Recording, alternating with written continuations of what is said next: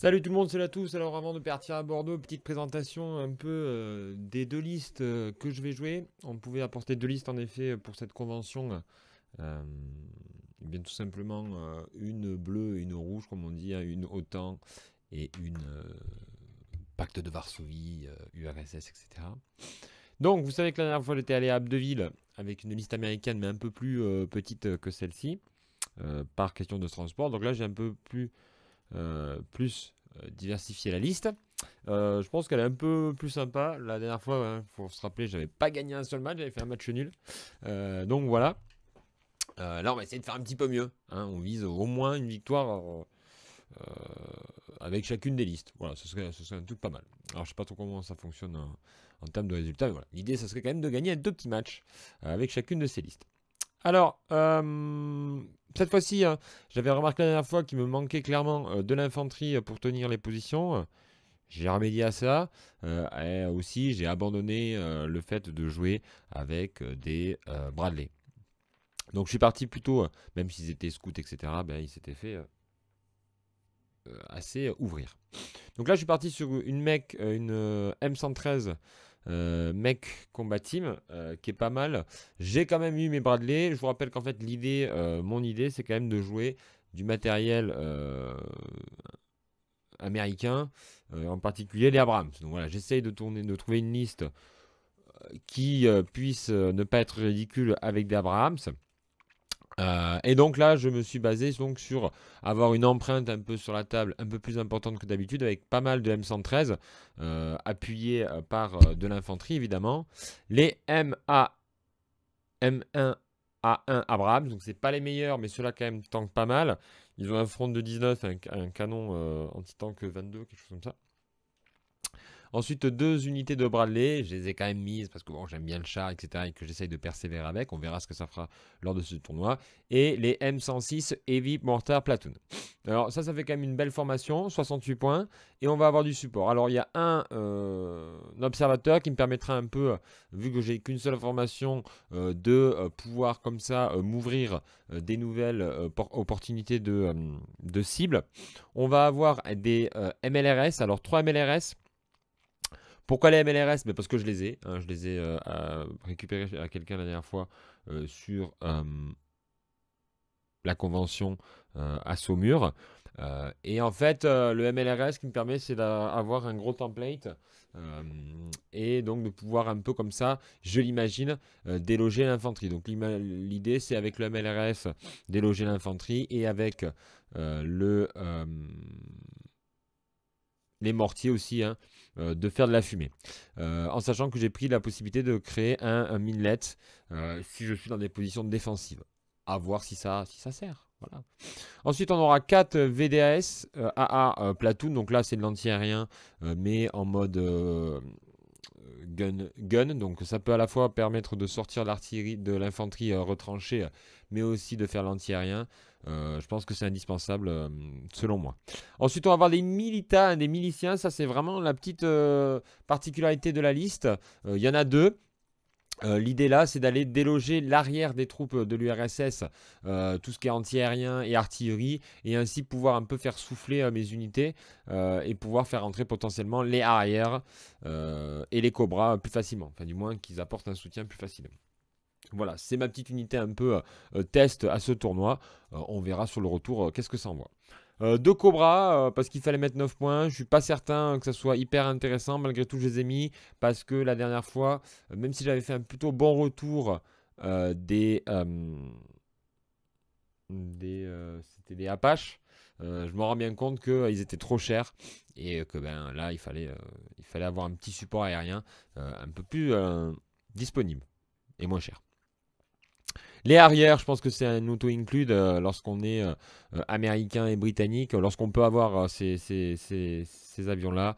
Le 3 pour entrer vraiment appréciable. Alors ils sont moins intéressants évidemment que les britanniques, mais malgré tout je pense qu'ils vont pouvoir m'aider à gérer les hordes de T-55 ou de BMP. Et enfin du taux 2, un deuxième anti-aérien. C'est important selon moi parce que, ben, encore une fois, je trouve que l'aérien est très présent dans cette V2 Team Yankee. Ma deuxième liste, c'est une liste polonaise. Longtemps que j'ai pas joué les Polonais en tournoi en événement. La dernière fois, c'était à lever en masse, ça avait plutôt réussi parce que j'avais enchaîné 2-3 victoires à la levée en masse. Donc les Polish Force, je joue avec du T55, un gros bloc de T55. J'ai fait en sorte que ça soit mon tank bataillon qui soit important. Dans l'idée, parce que j'avais compris qu'il y avait une pause en fonction de ce qu'on avait dans les listes. Donc je suis parti, j'ai un peu gavé le tank bataillon. Donc là, ça va être en gros 17 T55 AM2, 4 T72 pour avoir aussi un peu quand même de la puissance de feu et un petit peu plus de solidité. Des carnations en soutien d'artillerie et des gaskins. Vous allez voir, j'ai mis beaucoup d'anti-aériens. Ben, comme je l'ai dit précédemment, l'arrière c'est très fort, le mirage c'est très fort, il faut avoir de l'anti-aérien. Et bien là, ben, j'en ai mis, étant donné que j'ai fait une liste qui pouvait tomber contre du bleu. De l'autre côté, on va avoir du BMP. Alors là, je ne suis pas parti dans le full BMP. J'ai juste pris deux unités, une BMP2 et une BMP1. L'idée, hein, c'est de venir en support et de fournir grâce au BMP 1, mais surtout BMP2, des missiles pour pouvoir gérer des masses de chars en face, hein, ou du gros char. Parce que malgré tout, anti-tank 22, ben, ça fait un petit peu suer, même si avec le char Leclerc et les dernières évolutions des Abrams, ben, c'est pas efficient. Pour tout le reste, ça l'est. En plus, les BMP, c'est quand même des unités qui sont hyper polyvalentes, parce que le canon aussi n'est pas à négliger, en particulier sur tout ce qui est un peu léger. Je pense à tout ce qui est transport, je pense ben, au Bradley, tout ça, ça se gère très très facilement avec le canon des BMP. Il y aura des Sprandel anti-tank et des Shilka. Et évidemment, tout ça est mené avec un gros saut de troupes du pacte polonaises qui sont très intéressantes pour leur bon moral. Évidemment, qui dit des listes polonaises dit Dana, hein, j'en ai pris 3. J'ai pris aussi des BRDM en scout pour étendre potentiellement mon champ de déploiement. Des Gaskins, là encore de l'anti-aérien. Au final, ça me fait 3 unités en anti-aérienne, 2 Gaskins, 1 de 4, 1 de 2 et unité de Chilka, donc il y a quand même moyen de tenir. Et des Su-25 Frogfoot. Alors, il y a un débat un peu au sein des listes du pacte, en particulier polonaise. Enfin voilà, des pactes avec le nouveau Su-22, je crois. Est-ce qu'il faut prendre Su-22? Il faut prendre Frogfoot. Moi j'ai pris la team Frogfoot. On va voir ce que ça donne. Je comprends aussi l'idée des Su-22. Maintenant je trouve que en fait la possibilité de se faire toucher sur du 3+ et une sauvegarde à 5, j'ai un peu peur qu'ils tombent un peu comme des mouches. Je sais pas. Voilà, ça sera peut-être à voir après. Donc deux listes. Donc une liste polonaise dont c'est du basique, hein. Il y avait possibilité d'être un peu plus violent, hein, je pense, avec un tank bataillon tchèque et des BMP polonais, hein. Mais bon, j'ai pas voulu jouer cette liste-là avec les missiles et tout. J'avais compris je comprends qu'on va être dans un tournoi plutôt cool, un événement plutôt cool. Donc voilà, j'ai cette idée-là en tête. Et je continue mon petit pèlerinage pour trouver ma petite quête personnelle, de trouver une liste américaine qui tourne bien. Donc on va voir ce que ça va donner. Et on se retrouve pour le tournoi. Let's go, c'est parti. Oui, j'ai tout fini, là, j'ai tout activé. Ça tombe bien, c'est celui qui a le plus de tir à pied qui va commencer. Ben, ça va être moi. Là, c'est de l'épique, c'est super joli. C'est un petit format, ça fait penser à.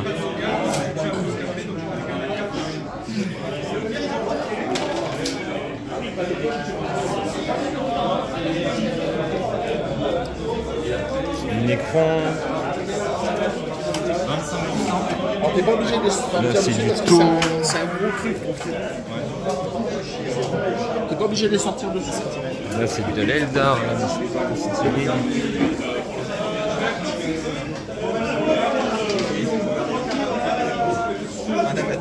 Contre des orques. Et là, c'est des nécrons aussi. Contre des taux.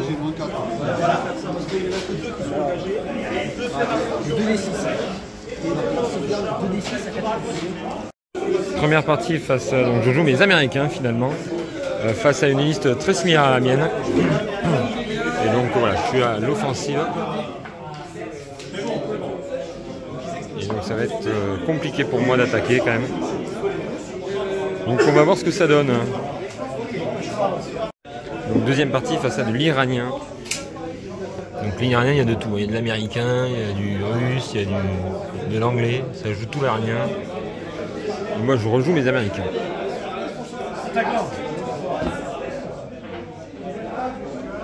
Voilà.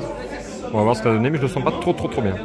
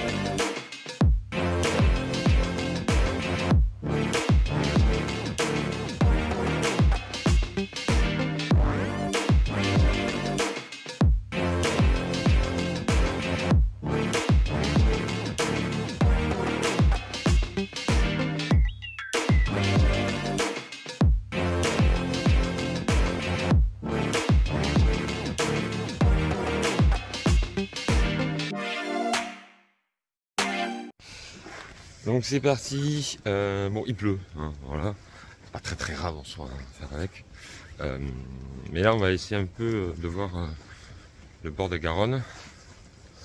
Hier j'ai pas pu le faire parce que Alex est arrivé au moment où je voulais aller le faire, donc là je vais aller faire un tour, voilà, donc je vous montre un petit peu quel quartier, si je sais qu'on est dans le quartier après Florac, j'avais pris quelque chose qui était proche du centre-ville. Exprès. Il y avait quelques pubs et bars là-bas, de l'autre côté. Plutôt sympathique.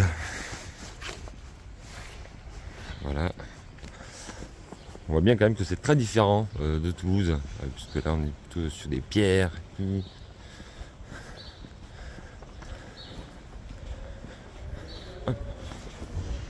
y a une caserne de pompiers là. Si j'avais un souci. Aïe!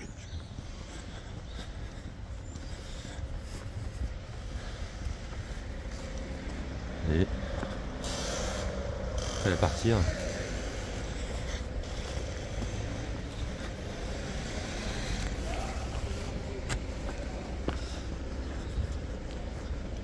Alors là on est sur le quai des Champs. Voilà, quai des Champs. Hop.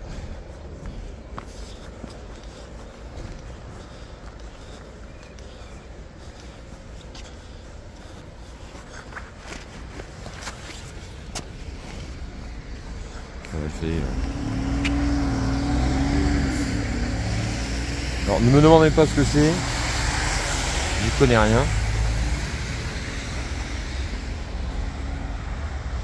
Donc là on a un pont qui permet d'aller de l'autre côté, ça c'est plutôt le centre-ville de l'autre côté. Ah, donc là on a une église qui est en train d'être rénovée, dont le clocher est en train d'être rénové.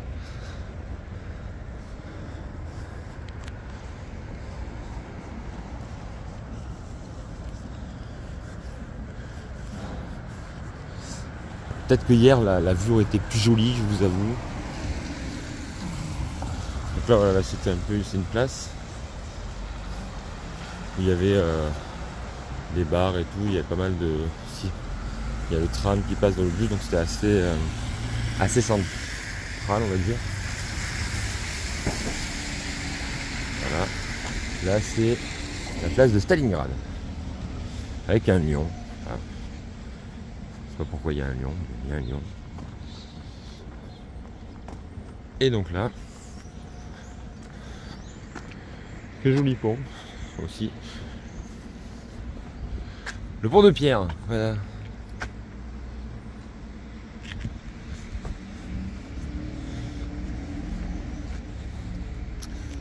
Donc là, tout au fond, on voit une porte. Alors, est-ce que si je zoome, ça va pas faire dégueu? Ouais, vous voyez. Une porte en mode romaine.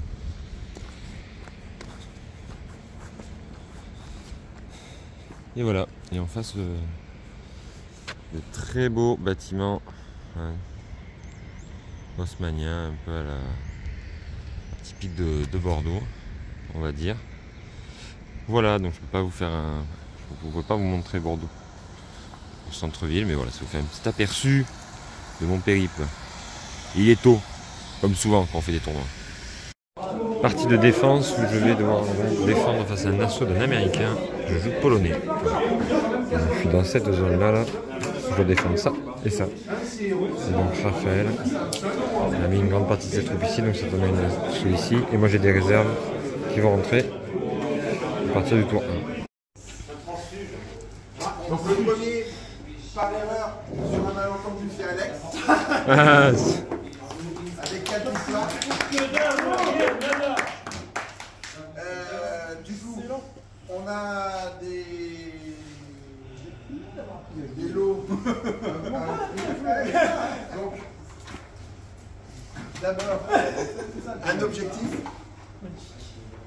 Ensuite, une boîte d'armée et un livre d'armée en flamme à foire. Donc tu peux prendre, si tu prends une boîte d'armée, tu prends le livre identique. Ah oui. Ouais, c'est mieux. Oui.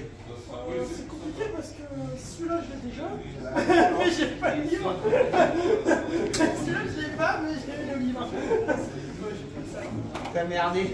Ah bah alors on va échanger le livre. Oui, tu peux échanger avec ton adversaire. Et un mail fictif. Quelqu'un peut prendre une photo? Oui.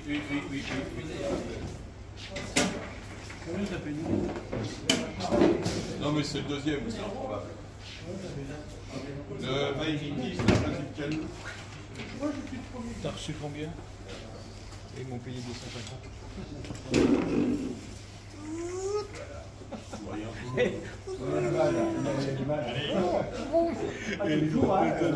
Allez,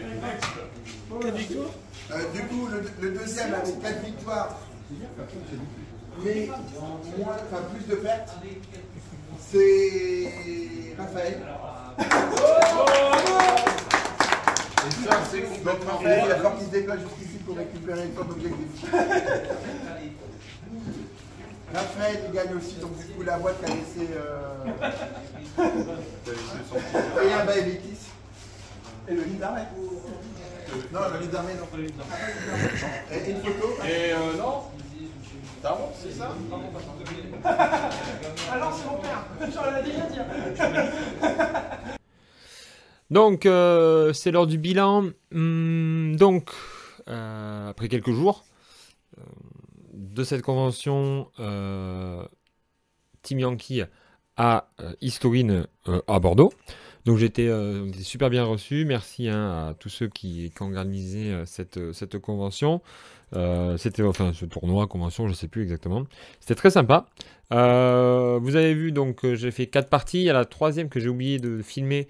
Mes adversaires, hein, je les remercie. Il y avait Raphaël, Nicolas, Thierry et Pascal. Donc c'était super cool. J'ai pu jouer 2 fois mes Américains et 2 fois mes Polonais avec à chacun une victoire, une défaite, une victoire, une défaite. Alors les parties elles sont un petit peu parfois écourtées par le temps parce que 115 points c'est un gros format donc ça met un peu plus de temps. Donc peut-être pour les prochaines fois anticiper avec plus de temps de jeu peut-être. Ou un format plus petit, mais je savais que 115 points c'est cool aussi parce qu'il y a beaucoup de choses, on a plus de choix tactiques, mais peut-être rallonger un petit peu le temps des parties. Je me rappelle plus combien il y avait entre chaque partie, mais c'est vrai qu'on était pas mal de joueurs à soit redécouvrir le jeu, donc ouais c'était, je me rappelle plus combien ça a duré les parties, mais voilà, peut-être avoir un petit peu des parties un petit peu plus longues.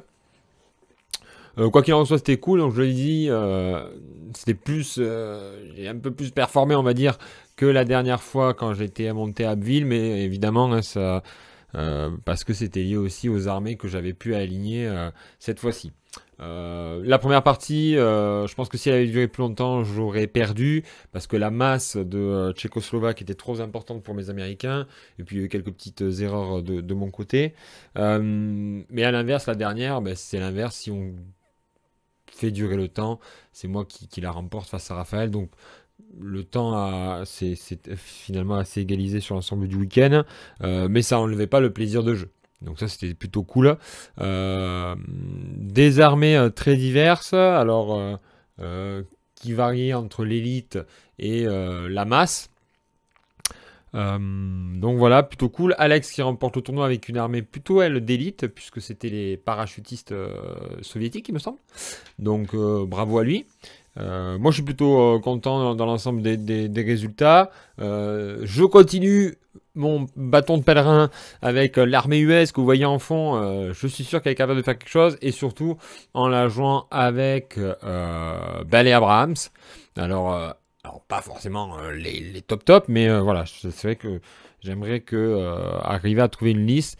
Celle-là est pas mal, je pense que je suis sur une bonne voie, mais il y a encore des axes d'amélioration. Clairement, la MVP, la meilleure troupe du côté américain, ça a été les partisans, les miliciens.